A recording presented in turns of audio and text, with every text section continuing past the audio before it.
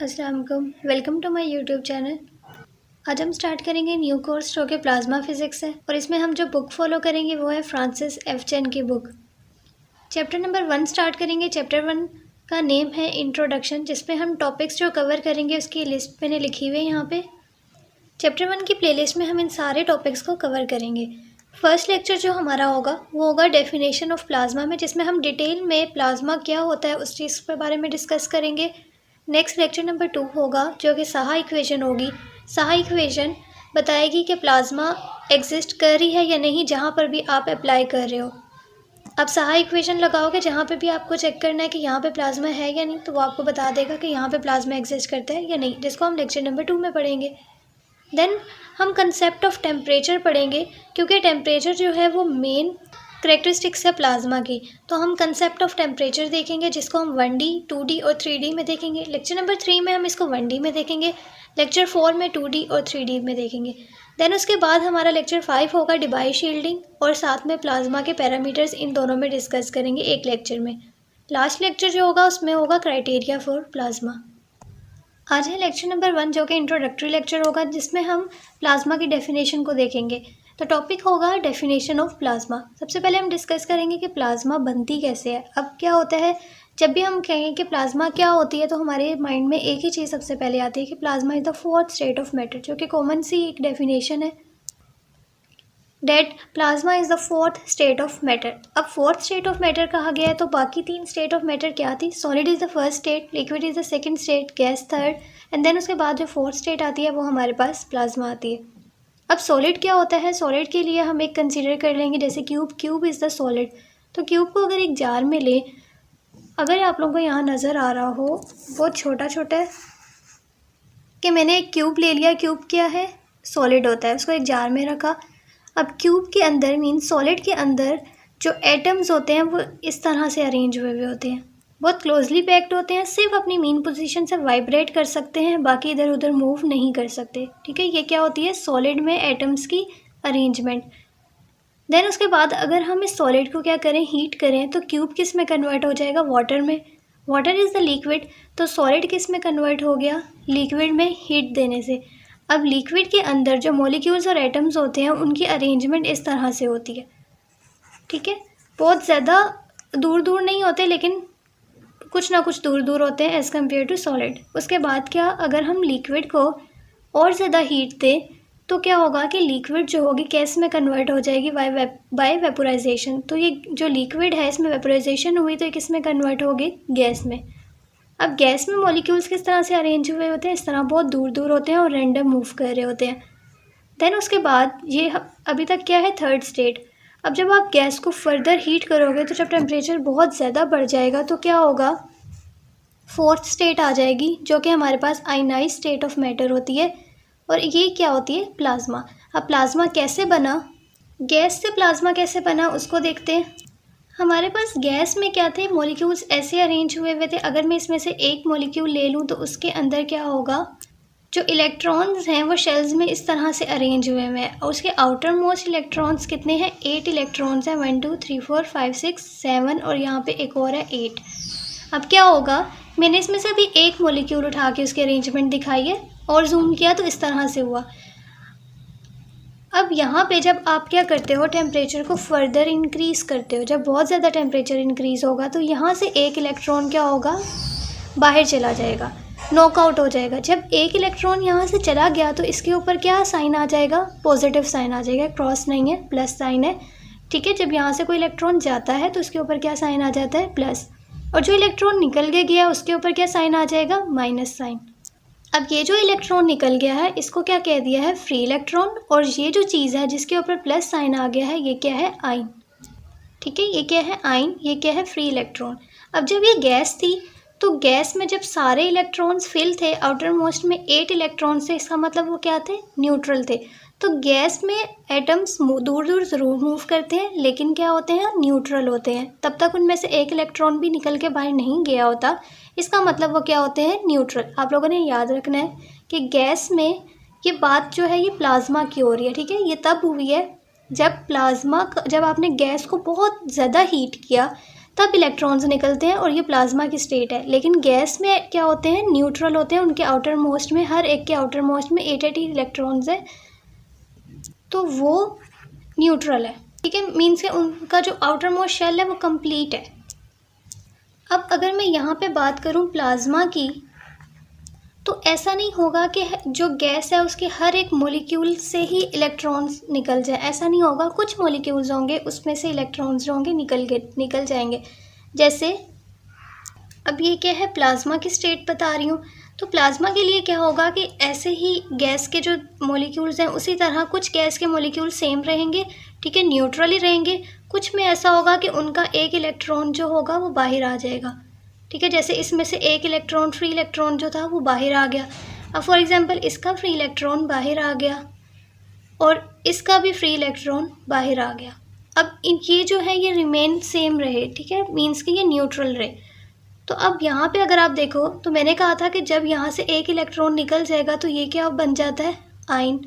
ठीक है, ये भी यहाँ से भी इलेक्ट्रॉन निकल गया तो क्या बन गया, आयन। जैसे कि यहाँ पे बताया, जब एक इलेक्ट्रॉन निकल जाता है तो वो आयन हो जाता है और जो इलेक्ट्रॉन निकल गया उसको फ्री इलेक्ट्रॉन का है। तो ये पूरा वही ये चीज़ ही बनी हुई है। इसमें से जब निकल गया एक इलेक्ट्रॉन तो ये आयन और ये क्या है, इलेक्ट्रॉन। जब इसमें से निकल गई तो ये आयन और ये क्या है, एक साथ जो निकल गया फ्री इलेक्ट्रॉन। और कुछ जो है वो रिमेन सेम रहे, जो सेम है वो क्या है, न्यूट्रल। तो अगर आप देखो तो गैस में क्या है, गैस में सारे के सारे पार्टिकल्स जो हैं वो न्यूट्रल हैं। जबकि अगर मैं प्लाज्मा में देखूं तो प्लाज्मा में क्या है, इलेक्ट्रॉन्स हैं, आयन्स हैं और साथ में क्या है, न्यूट्रल पार्टिकल्स हैं। गैस में अगर देखें तो गैस में क्या है, न्यूट्रल पार्टिकल्स हैं, जबकि प्लाज्मा में देखें तो ये सारे क्या हैं, चार्ज पार्टिकल्स भी हैं। आयन्स, इलेक्ट्रॉन्स, चार्ज पार्टिकल, इसमें चार्ज पार्टिकल्स हैं और साथ में क्या है, न्यूट्रल। ठीक है, प्लस माइनस है तो चार्ज पार्टिकल्स हो गए ना, प्लस आयन के ऊपर क्या होता है, साइन प्लस, तो प्लस माइनस, एक तो चार्ज पार्टिकल्स हो गए। जबकि गैस की बात की थी तो उसमें सिर्फ और सिर्फ न्यूट्रल थे। तो प्लाज्मा जो है वो गैस से डिफरेंट है, ठीक है गैस, लेकिन गैस से डिफरेंट कैसे है कि गैस में सिर्फ न्यूट्रल पार्टिकल्स होते हैं जबकि प्लाज्मा में चार्ज पार्टिकल्स होते हैं। तो यहाँ से आप लोगों को गैस और प्लाज्मा का डिफरेंस भी क्लियर हो गया होगा। अभी तक हमें पता था कि plasma is the fourth state of matter, लेकिन जब हमने ये सारा सिनेरियो देख लिया कि प्लाज्मा क्या होती है, कैसे बनती है, तो हम इसकी डेफिनेशन को सिर्फ इतना नहीं लिख सकते। हमें पता है कि इसके अंदर चार्ज पार्टिकल्स हैं, तो हम यहाँ पे लिखेंगे कि plasma is the quasi neutral gas off charge and neutral particles which exhibit collective behaviour. यहाँ पे जो वर्ड्स इंपॉर्टेंट है वो क्वाजी न्यूट्रल और कलेक्टिव बिहेवियर इंपॉर्टेंट है, और इन्हीं को आगे हमने डिटेल में फर्दर देखना है। अब यहाँ पे क्वाजी न्यूट्रल वर्ड क्यों आया है, क्योंकि यहाँ पे प्लाज्मा लिखा है। अगर प्लाज्मा लिखा है तो साथ ही न्यूट्रल के साथ क्वाजी वर्ड लिखना ज़रूरी है। अगर मैं यहाँ पे किसी गैस की बात करती, जैसे air is the ordinary gas, तो मैं अगर लिखती एयर इज़ द तो मैं क्वाजी वर्ड हटा देती, लिखती न्यूट्रल गैस। ठीक है, तो गैस जो होती है वो न्यूट्रल होती है, लेकिन अगर आपने प्लाज्मा वर्ड यूज़ किया तो यहाँ पे क्वाजी लिखना ज़रूरी है, क्योंकि क्वाजी रिप्रेजेंट कर रहा है कि यहाँ पे क्या होते हैं, चार्ज पार्टिकल्स हैं। और ठीक है, इसमें चार्ज पार्टिकल्स भी होते हैं और न्यूट्रल भी होते हैं। तो plasma is the quasi neutral gas off charge and neutral particles which exhibit collective behaviour, that is the main definition of plasma. और आज से आप लोगों ने यही डेफिनेशन यूज़ करनी है। और वर्ड इंपॉर्टेंट क्या है, क्वाजी। आपने न्यूट्रल वर्ड यूज़ नहीं करना है क्योंकि हम प्लाज्मा गैस की बात कर रहे हैं। अब कलेक्टिव बिहेवियर क्या होता है, अगर हम एक ऑर्डिनरी गैस की बात करें, जैसे कि एयर जो है वो एक ऑर्डिनरी गैस है, तो उसमें मॉलिक्यूल्स क्या होते हैं, न्यूट्रल होते हैं। अभी हमें पता है न्यूट्रल क्यों होते हैं, क्योंकि वो चार्ज पार्टिकल्स नहीं होते। अगर वो चार्ज पार्टिकल नहीं है तो उसके अंदर कोई इलेक्ट्रिक फोर्स नहीं होगी। ठीक है, अगर कोई इलेक्ट्रिक फोर्स नहीं है तो इसका मतलब कोई मैग्नेटिक फोर्स भी नहीं होगी, ना इलेक्ट्रिक फील्ड है, ना ही उसमें क्या है, मैग्नेटिक फील्ड है। तो ना ही इसका मतलब कि उसके ऊपर कोई भी इलेक्ट्रोमैग्नेटिक फोर्स एक्ट नहीं करेगी, वो सिर्फ और सिर्फ क्या है, न्यूट्रल है। इस चीज़ को हम यहाँ से समझेंगे कि अगर मेरे पास क्या है, एक एयर का, ये चीज़ सिंपल क्या है, गैस और एयर की बात हो रही है, तो इसके पार्टिकल क्या है, न्यूट्रल पार्टिकल है। इसके ऊपर किसी भी किस्म की कोई फोर्स एक्ट नहीं करी, क्योंकि ना इसके पास इलेक्ट्रिक फील्ड है, ना इसके पास मैग्नेटिक फील्ड है। कोई फोर्स इसके ऊपर एक्ट नहीं करेगी क्योंकि ये क्या है, न्यूट्रल। तो ये क्या करता रहेगा, सीधा मूव करता रहेगा, करता रहेगा, करता रहेगा। कब तक, जब तक इसके आगे कोई पार्टिकल ना आ जाए। जब इसके आगे कोई पार्टिकल आएगा, ये उसके साथ कोलाइड करेगा तो इसकी डायरेक्शन क्या होगी, चेंज हो जाएगी। हो सकता है ये इस डायरेक्शन में भी जाए, लेकिन मैंने इसको इस डायरेक्शन में लिखा हुआ है। तो फॉर एग्जाम्पल कि ये पार्टिकल जो है इसके साथ कोलाइड किया और इस डायरेक्शन में ये मूव कर गया। देन ये क्या करेगा, अगेन सीधा मूव करता रहेगा अनडिस्टर्ब तब तक मूव करता रहेगा जब तक अगेन इसके आगे कोई पार्टिकल ना आ जाए और कोलाइड ना कर जाए। अब ये पार्टिकल इसके साथ कोलाइड करेगा, अगेन इसकी डायरेक्शन इसमें भी जा सकती है, लेकिन हमने इसको अज्यूम किया कि इसकी डायरेक्शन जो है वो इधर चेंज हो गई। तो इसका क्या मतलब है कि जो पार्टिकल की मोशन है वो कोलिजन की वजह से हो रही है, तो कोलिजन कंट्रोल कर रही है पार्टिकल की मोशन को। यही सेम चीज़ मैंने यहाँ पे लिखी है कि for ordinary air the molecules are neutral, no electromagnetic force acts on it, molecules move undisturbed until it make collision with another molecule, these collisions control particles motion।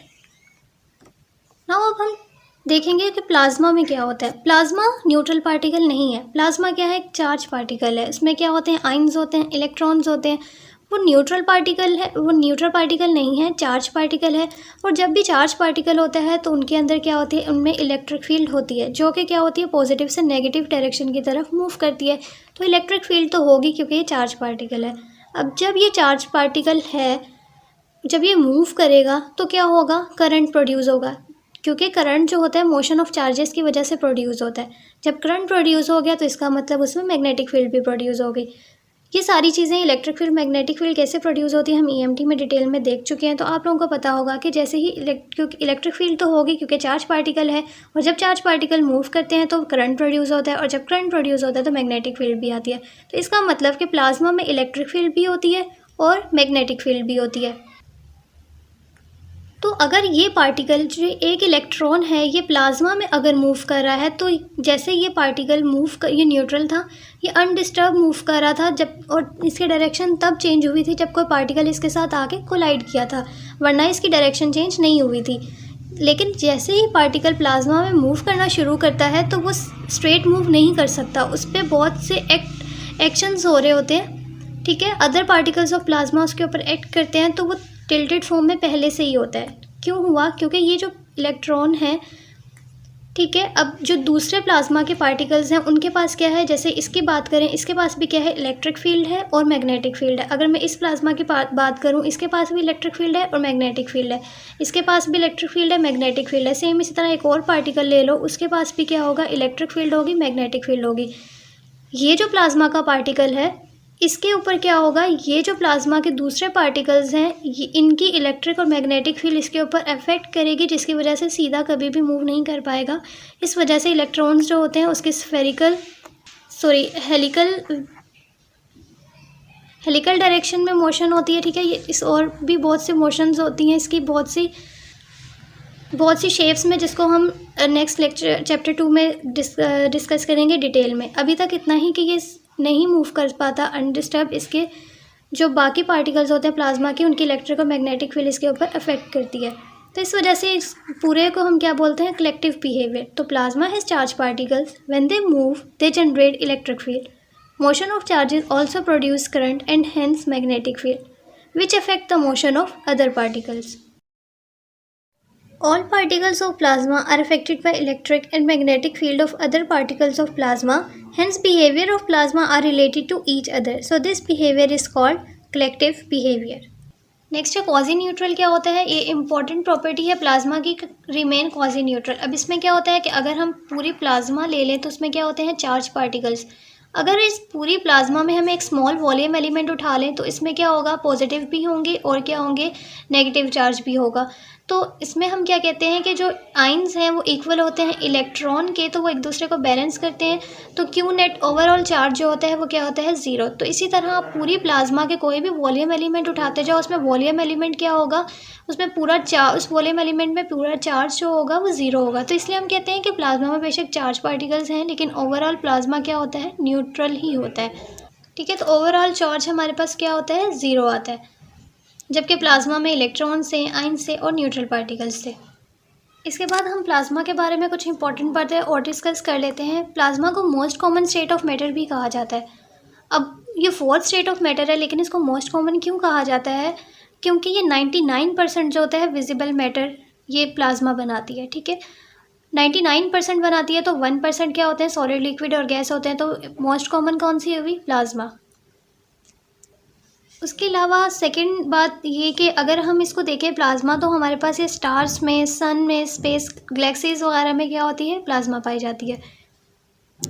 अब इसकी एग्जांपल्स की बात करें तो हमारे पास जो थंडर स्टॉर्म होती है, लाइटिंग वगैरह, बिजली चमकती है, तो वो हमारे पास प्लाज्मा में एग्जांपल आती है। उसके अलावा अरोराज जो होते हैं, नॉर्थर्न एरियाज़ में एक ग्रीन कलर की लाइट आसमान से निकल रही होती है, तो उसको हम अरोरा बोलते हैं, वो भी एक एग्जाम्पल है प्लाज्मा की।